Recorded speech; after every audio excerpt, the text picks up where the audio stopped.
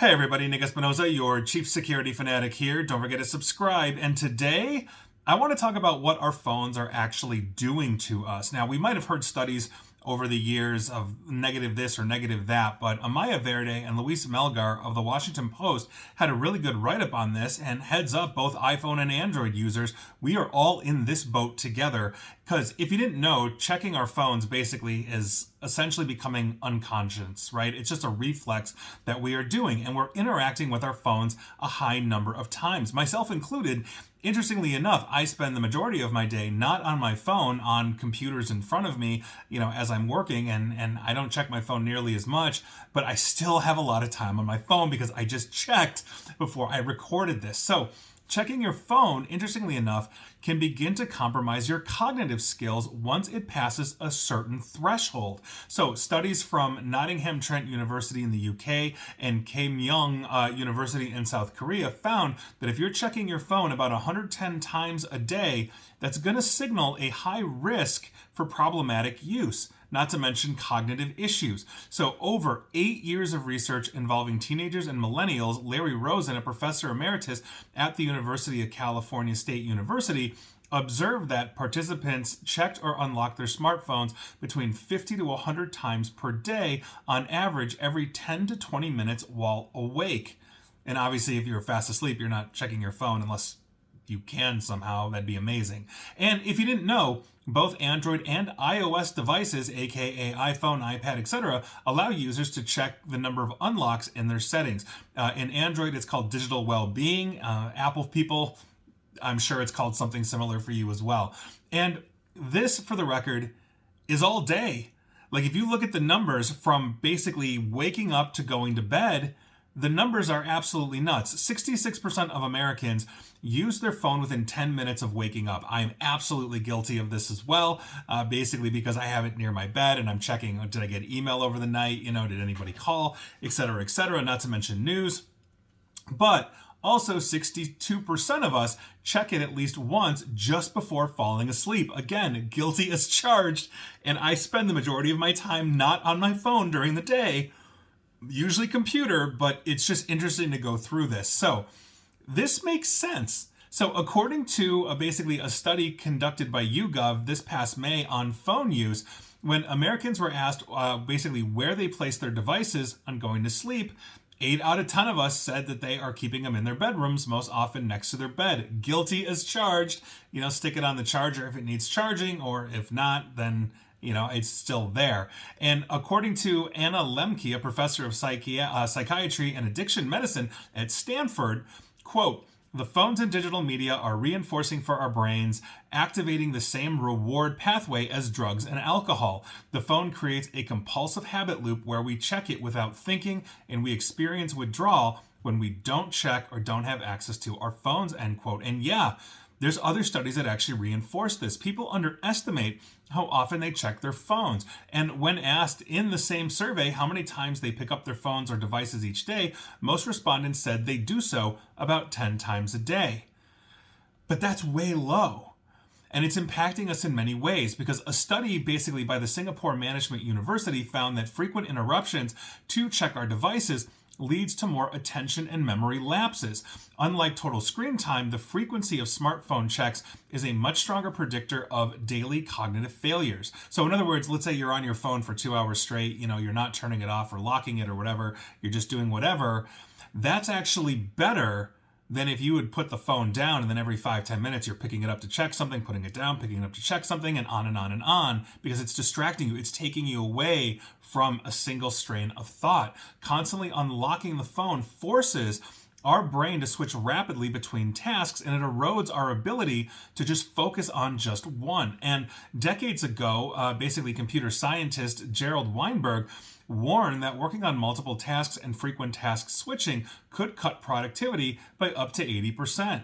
And we see this just even in our computer lives as well, right? Whether you're running Windows or Mac or Linux or whatever, we're always putting up various windows or tiles or tabs as we are going through various things. Lord knows I probably have like 30 things open at any given time on one of my computers because I'm working through various things. I leave some of them there as reminders, so I'll pop up a folder and I'll leave it there and be like, oh yeah, that's right, I have to do that for this, etc., etc.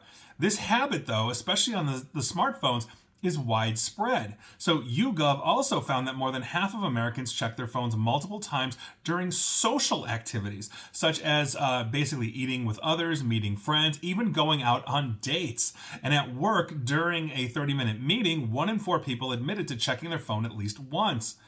And yeah, I mean, we are addicted to these things. And they have this really excellent graph in the article, which is why I'm going to post it, which is why you should go read this. But according to Gloria Mark, who's a researcher at UC Irvine, basically found that after each workplace interruption, it can take more than 25 minutes to fully regain focus on the task that you were initially doing. So you're doing something, you stop to check your phone for whatever reason, probably social media, you go back and boom, you're not in the game like you were when you were basically not checking your phone working on a task. And if you're thinking this is just the youngins, you'd be wrong, because most US adults own basically an iPhone or an Android, and 9 out of 10 use the internet daily, according to Pew. The habit of picking up the phone extends across generations. Quote, whatever generational differences that were studied when the smartphone and social media arrived are now basically minimal. We are all beholden to our smartphone delivered connections, end quote. So the real question then becomes, what can we do about this beyond going back to plain old dumb phones, which quite frankly sounds appealing in many ways? First things first, let's talk about the crux of the issue, because German researchers from Heidelberg University found that just after 72 hours without smartphone use, meaning you shot it into space and you're not looking at the thing for 3 days, brain activity begins to mirror patterns typically seen in substance withdrawal. In other words, it's not quite getting over a crack addiction, but it's in the same ballpark. The investigation suggests that short breaks from smartphone use can help reduce problematic habits by reorganizing our reward circuits, thus making them more flexible in our brain. In other words, as we are getting rid of these phones, or we're looking at them less, we're putting them away, our brains start to heal, even if we have to go through withdrawal. And there are also studies that show that people take extended breaks, and when they do take extended breaks from social media in general, they just feel better about themselves and the world. You know, that's not giving up your smartphone, but social media and their algorithms that focus on prioritizing the negative posts have been disastrous for this world. I've done multiple segments on just the damage that Mark Zuckerberg alone, let alone the other ones like Twitter, etc., have wrought on the world, and they're doing it for a profit, and they just don't care because they're cutting their trust and safety teams or ignoring psychological reports that they literally had generated internal to say we are literally damaging the youth. I'm looking at you, Mark Zuckerberg. You're a jerk. So this is why, beyond like posting my daily content personally, I don't really use social media. I don't post personal pictures. Nobody cares about what I'm having for breakfast, lunch, or dinner, so I'm not going to take pictures of that. I don't read social media feeds. I almost never interact with social media beyond just posting, my audio, my video, my segments. I try to put one funny picture out in the world every day just to put a smile on everybody's faces. But beyond that, you don't see me prolifically posting either in public or in private. I just don't do it. It's been months since I really, on the private side, really was posting or interacting with it. And I definitely feel better. I got better things to do. And I really don't care what you had for lunch or dinner either. I just, what's the point? I scrubbed everything from it beyond like my public social media where you're probably watching or listening to this. This is it.